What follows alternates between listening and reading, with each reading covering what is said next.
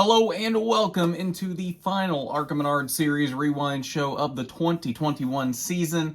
I'm Garth Allen, this is Racing News Now, and today we're going to talk about the ARCA West season finale of 2021, the Arizona Lottery 100 from the Phoenix Raceway, 100 miles around that mile oval outside of Phoenix and Avondale, Arizona. And this was a pretty crazy race, and I think we knew it was going to be coming into it. With the top five in points being separated by 6 points coming into this race, I think we knew this was going to be a crazy championship battle. But I don't think we knew exactly how crazy it was going to be. And I don't think anybody could have foreseen how this championship battle played out down to the final lap. It was incredible. So let's go ahead and get right into this because we got a lot to talk about with this race. Caution report for the race, 6 caution flags, total of 26 laps. First one came at lap number 14 as the 55 of Tony Breidinger got turned around in turn 4, contact with another car. I do believe that was Caleb Costner, if I remember correctly, that she had made contact with that sent her around for that one. On lap 30, the 27 of Bobby Hillis spun in turn 2 to bring out the second caution of the day. Lap number 39, the 17 car of Connor Jones spun in turn 4. He would bring out the third caution of the day. We did have one break in this race at the halfway mark at lap number 52. Lap 59, Tony Breidinger again getting into an incident, this time with Josh Finopoulos in turn 2. This would end the day for Josh Finopoulos as he sustained heavy damage from this one. Tony Breidinger, though, able to continue after this point, although not very competitively. And the final caution of the day came at lap number 67 as Eric Nascimento got into the wall in turn number 4. So that's your caution flags for the day. The race for the win, we're going to be honest, nobody was really paying attention to the race for the win in this race. Everybody's paying attention to the championship battle. And the thing is, Ty Gibbs was in this race, so I think it really should have been no shock to anybody. He's done it so many times this season in ARCA races across the board, main ARCA, ARCA East, ARCA West. Ty Gibbs led every lap in this race. That is not the story from this race, although that is now Ty's 16th win of this season across all of ARCA and the Xfinity Series. Very impressive season Ty Gibbs has put together, and I don't want to overshadow that because it has been an impressive season, and I do want to highlight that. But we've got to talk about this championship battle. The championship battle, again, as we said, they came into this race separated by 6 points, the top 5 in points did. Those being Jesse Love, Jake Drew, Cole Moore, PJ Pedroncelli, and Joey East. Trevor Huddleston and Todd Souza were still mathematically in it, but both of them really needed some stuff to go their way in this race for them to really be in the championship battle. That top 5, though, it was really up for grabs between all of them. It came down, though, to Jesse Love and Jake Drew. Jake Drew running better at the finish of this race, just outside the top 10, in fact. In fact, he finished 11th in this race, as we will see when we get to the results. Daniel Dye and Parker Chase were running him down at the end of this race. He had a 1-point advantage on Jesse Love as he was running in 11th. If Daniel Dye or Parker Chase had gotten to Jake Drew, that would have put them in a tie, and because Jesse Love has wins this season, 2 to be exact, he would have had the tiebreaker. So Jake Drew doing everything he can to hold Daniel Dye and Parker Chase off in those final laps as Jesse Love ran in the 15th position behind his teammate Trevor Huddleston, behind Jake Drew's teammate, Trevor Huddleston. They take the white flag. Jake Drew holds on to that 11th position. Everybody thinks Jake Drew has won this championship. But then, all of a sudden, everybody realizes nobody was paying attention to Jesse Love that final lap. And all of a sudden, everybody realizes, wait a minute, he picked up a spot on that last lap. So that puts him into a tie, which would make Jesse Love the champion. Now, how did Jesse Love make up that spot on the last lap? He passed Trevor Huddleston in a very strange turn of events. Trevor Huddleston and Jesse Love took the white flag right in front of leader Ty Gibbs. The flagman already has the checkered flag out for Ty Gibbs. Miscommunication of disproportionate magnitude here, as Trevor Huddleston thinks he just took the checkered flag. So he slows down. And I believe Jesse Love even slowed down, and someone must have told Jesse, no, you just took the white flag, go get that spot. So Jesse Love puts the power down in turns 1 and 2, flies past Trevor Huddleston. Trevor Huddleston is nowhere to be seen when Jesse Love comes around and actually takes the checkered flag. Heartbreak to the nth degree for Jake Drew, having... I can't imagine how you process losing a championship like that because your teammate had some sort of miscommunication, misunderstanding that they thought the race was over and it actually wasn't, so they gave up that spot that lost you the championship. I can't even process what that would be like to try and grapple with if you're Jake Drew. Nonetheless, still a fantastic season for Jake Drew and nothing to be ashamed about. I mean, to come home tied in the championship after the entire season, to come home tied with the now back-to-back ARCA Menard Series West champion, I think that's still something to be proud of. And he and Trevor Huddleston both mentioned that they would be back next year in Sunrise Ford cars. Jesse Love will not be back next year in a BMR car as they switch to Chevy. So maybe next year Jake Drew finally not only picks up that first win, but picks up that first championship as well. We will see what happens next year, but I think we're going to see some really good things out of Jake Drew next season. So let's go ahead and run through your results for this race.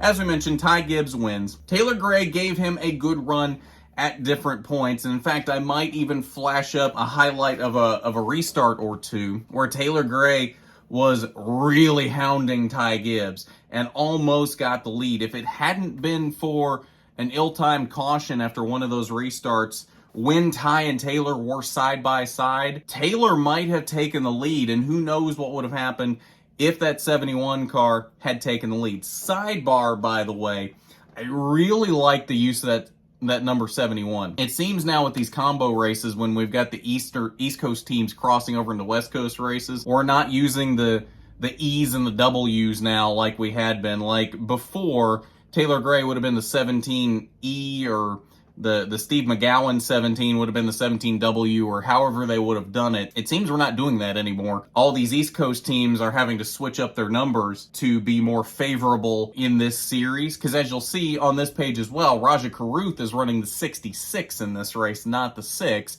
because that's Trevor Huddleston's number. So I like the use of this number 71. I think that's really good. I don't know if there's any plan to use this going forward. There's probably not, but I think that would be a really cool number for Taylor Gray to keep going forward. Who uses numbers in the 70s? How often do you see numbers that high generally? Unless it's like 99. I think that would be a really cool number for Taylor Gray to actually keep and continue using going forward. Probably won't happen, but I do think that would be really cool. Sammy Smith came home in the 3rd position, fast all day, just not quite fast enough to keep up with Ty and Taylor.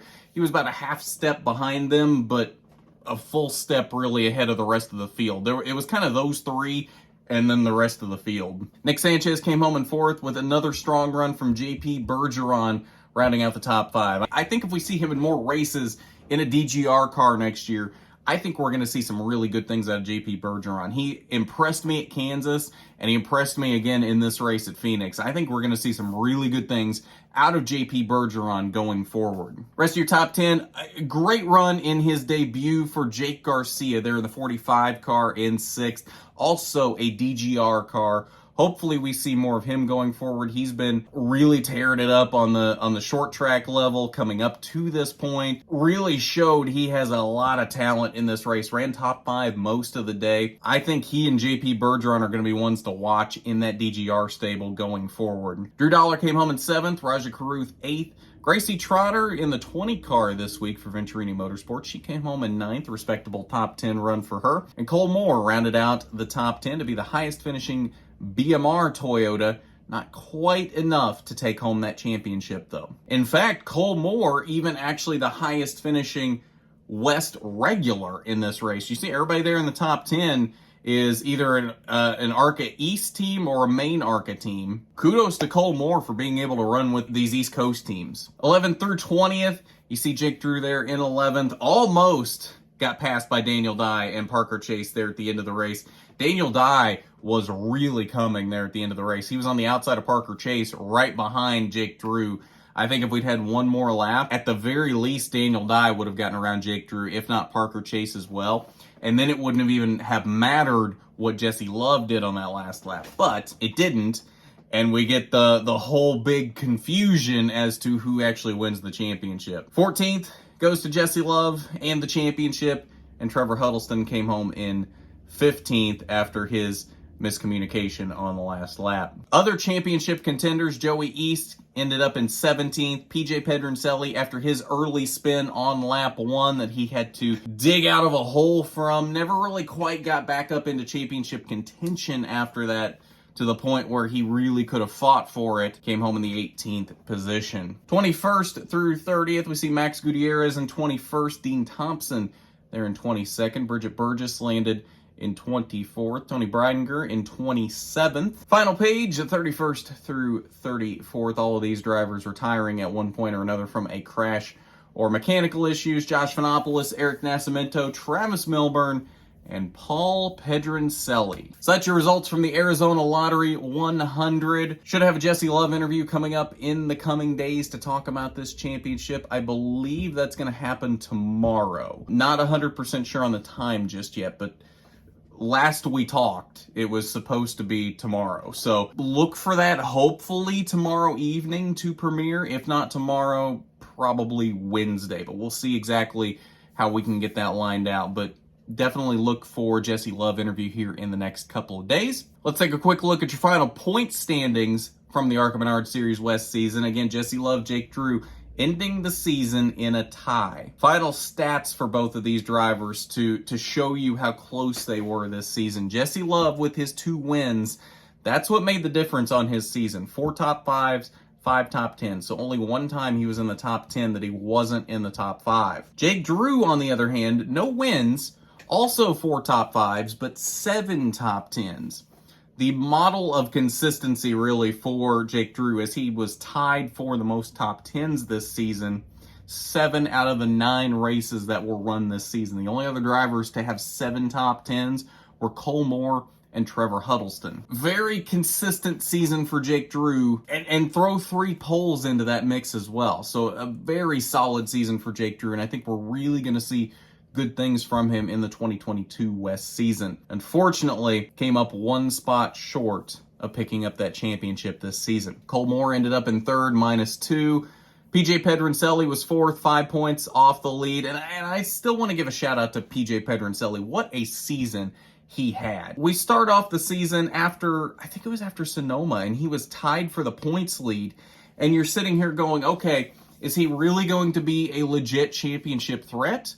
Or has there just been too much bad luck early in the season from the real championship contenders? Is he really going to be able to compete for this? And as we continued through the season, he stayed within striking distance. Every single race. Wasn't the guy at the top of the board, but he was still there within striking distance. And then we get to Roseville. He picks up that improbable last lap victory for his first ARCA West victory. Puts himself firmly in the championship conversation headed into Phoenix, and then unfortunately was not able to cap that off, but still a fantastic season for PJ Pedroncelli, one that I think he should be very proud of. And then Joey East ended up in 5th, -8. Trevor Huddleston finished the season in 6th, -16. Todd Souza, -28 and 7th. Takuma Koga, Bridget Burgess, and Bobby Hillis also with top 10 points finishes this season. That's your point standings following the Arizona Lottery 100 at Phoenix, and I believe that'll do it for this ARCA Rewind show. Now that we are firmly into the off season, we can officially announce that your next favorite driver is returning for season 3. I don't have a release date just yet, but it will be on Thursdays over the off season. It'll premiere at 5 p.m. Eastern. There will not be one this week. We will have a video this Thursday, but it won't be an episode of Your Next Favorite Driver. So keep an eye out for that. Your Next Favorite Driver may have its season premiered next week. I'm not 100% sure on that, but keep an eye out, and we'll let you know when exactly Your Next Favorite Driver is coming. But I'm thinking it should be next week. We're going to have 10 episodes. That's the plan for this season. 10 episodes, 10 different drivers for you to get to know and decide on your next favorite driver going into the 2022 season. Should be a fun time, and as always, should have iRacing streams sprinkled in there. Obviously, we haven't had one of those for a while. Probably won't be one every week. We'll still try to get a few drivers on over the off season, so hopefully we can have some fun with that, and who knows what else we'll have to talk about. Still need to get the East and West schedules announced, so should have schedule reactions for those when those come out, and any other news that may pop up over the off season. So at that, as always, we want to thank our Patreon supporter, Regional Manager William Holmes. Thank you as always for your support. We wouldn't be able to do this without you. It is greatly appreciated, and if you would like to be a patron of RNN, the link is down below in the description, patreon.com/racingnewsnow. Not required by any means, but it is definitely appreciated when you want to support RNN in that way. But I think that's going to do it for this one, the final ARCA Rewind show of 2021. As always, I'm Garth Allen for Racing News Now.